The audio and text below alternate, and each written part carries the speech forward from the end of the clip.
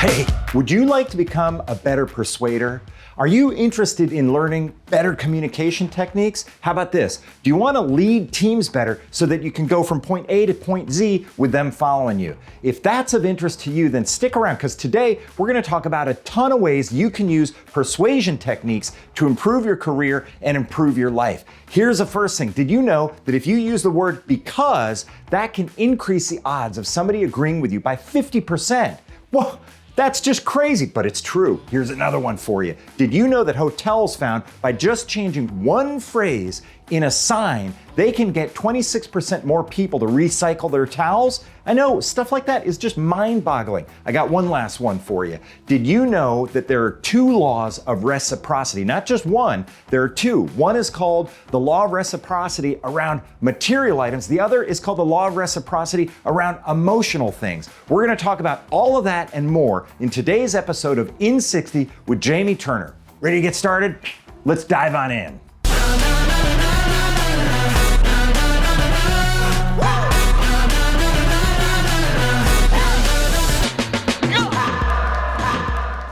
Okay, first things first, we want to thank our sponsor for today's episode, Agorapulse. Agorapulse is a social media management platform that you can use in order to grow your sales and revenues through social media. I've been using Agorapulse for a long, long time. Love those guys. They're sponsoring today's post. Visit agorapulse.com to find out more. With that in mind, I've developed something called the Persuasion Pipeline. Starting in the bottom left quadrant is mindset, how you talk to yourself in order to make sure you're accomplishing everything that you're trying to accomplish. The next is mentoring, which is basically what you tell others when you're talking to them one-to-one. Bottom right-hand quadrant is management. If you're leading a team, you need to be talking to yourself before you go lead a team. We're going to talk about that in the management quadrant. And then finally, the marketing side of the equation. That's one-to-many, what you tell others when you're talking one-to-many. With that in mind, let's take a look at the mindset quadrant of the Persuasion Pipeline. These are, again, 4 things I'm going to talk to you about that'll help you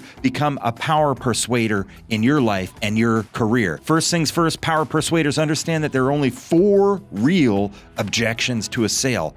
The first is, I don't need what you're selling. Well, you don't have much control over that. If they don't need what you're selling, you can't control that. The second is, I don't have money for this. Well, you might be able to control how much you charge for something a tiny bit. The third is, I don't have time for this. Hey, I'm not interested in talking to you about this right now. Those are people that you don't want to try to persuade because they're not in the mindset that they need to be in for you to work with them. And then the fourth is trust. I don't trust you. The only real things that we control are number 2 and number 4. Key point here is power persuaders understand that there are only 4 real objections to a sale. Let's keep moving. The complaint to action ratio is really important. If you're a big complainer and you don't do much about your complaints, then your complaint to action ratio is out of whack. What do I mean by that? Well, power persuaders have an appropriate complaint to action ratio. They complain a little bit. Everybody complains a little bit, but you take action on your complaints, and only by doing that can you move to the next levels. Now, let's move on to the next quadrant, which is mentoring. This is one-to-one outward. Well, here's an interesting thing. A handwritten note makes it personal, and personalization is good. Here's a research study that happened many years ago. They sat down, they had a large organization that needed people to fill out a survey. They divided the groupings into 3. So 1,000 people in the large corporation got one set of surveys, another 1,000 got another, and another 1,000 got the third set of surveys. Now, the only thing they did that was different with the surveys is the first 1,000 got a blank survey, just a survey for them to fill out, stuffed into their mailbox. The second group got the same survey, but a yellow sticky was put on it. Nothing was written on it, just a yellow sticky. And then the third 1,000 people got a handwritten sticky note that said, hey, can you please fill out this survey? What were the results? Well, 34% filled out the survey without a sticky note. 43% filled it out with a blank sticky note, and 69% filled it out with a handwritten sticky note. This is important to remember that when you personalize something, you'll get twice the response than you did if you didn't personalize what it is you're asking that person to do. So keep that in mind as you move forward. Now, there's also something called the law of reciprocity. We've talked about this a little bit, but there are two different kinds, emotional and material. Emotional is when you go in and give somebody a gift of emotion. Hey, isn't it a great day today? Hey, aren't you glad it's Friday? Anything like that that's a positive emotion. When you do that, subconsciously, they're more inclined to give you something back. So keep in mind that a genuine emotional response to somebody or something is the best way to engage with people and get them nodding in agreement with whatever it is you're going to talk to them about. Material reciprocity is when you give somebody a gift. Let's say you're going over to your parents' house for dinner, you bring a bottle of wine or you bring a small gift. That's just a great way to start the process of engaging with people and engaging with them in a positive way that will ultimately result in a win-win engagement. So keep the law of reciprocity in mind as you move through things and understand that there's two kinds of them, emotional and material.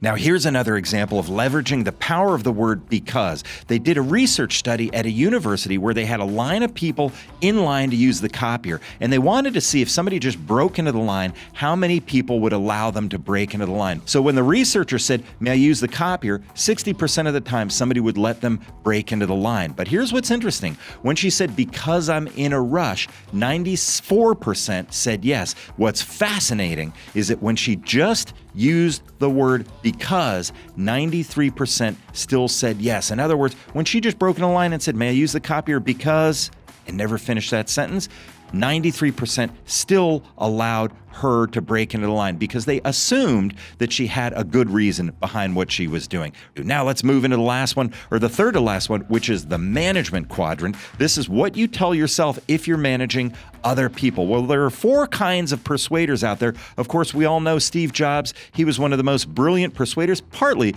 because he had a vision. So one of the four kinds of persuaders is people who provide a vision. There's also people who provide data. These are people who lead with data. That's not as good a way to lead people and to persuade people as you might imagine. The third is people who provide warmth, and the fourth is people who provide details. Now, number 2 and number 4, data and details are important, but if you lead with those and only use those two or one of those two, you're not going to have the success you'll have if you have a vision and if you have warmth. People follow people who they enjoy being around and who are leaders. When you have vision and warmth supported by data and details, you'll get the best results you're looking for when you're trying to manage teams. Here's another interesting point. When you start with facts, people judge. When you start with a story, people engage. Now, you have to use this judiciously. You can't always start with a story, but there are going to be times where you're trying to lead a team, and by telling a story, you'll get people to engage with you and all of a sudden lean into what it is you're saying because they're not judging you based on the facts you're saying yet. They're listening with a different part of their brain, and that enables them to lean in and to engage with you emotionally as you're moving through this. I use this when I'm on stage doing speeches around the globe all the time. In fact, probably about 30% of what I do is tell stories because people listen to stories, where when you start with facts, people are judging. So keep that in mind as you're trying to lead teams and manage your teams in your organization. Now, what's the last one is marketing. This is one-to-many and also outward. It's the fourth quadrant of the 4 quadrants of the Persuasion Pipeline. Let's take a look at marketing and what you can do. Now, here's an interesting study that was done. They used social proof to improve the results at a hotel. We've all seen signs that say, "Please help the environment by reusing your towel." Well, they tested that to find out if they could improve the results. And what they found is that when they incorporated the idea that other people were recycling their towels and you should too, the results increased. So they changed the sign to read, "Most of our guests choose to help the environment by reusing their towels." This is called social proof. Other people are doing this. You should do it too. When they switched out and used this sign instead of the previous one, that improved the results by 26%, simply because they were saying other people choose to help the environment by reusing their towels. So keep that in mind as you're doing your marketing campaigns. Social proof is one of the best things you can do in order to get better results from your campaigns. Now, there's one last thing I want to mention to you. Let's dive back out and talk about that, and here we go. This has been In 60. I'd like to thank our sponsor for today's episode, Agorapulse. We wouldn't be here without Agorapulse. Thank you, Agorapulse, for everything you do to sponsor In 60. My name is Jamie Turner. I hope that was helpful to you, and I'll catch you next time.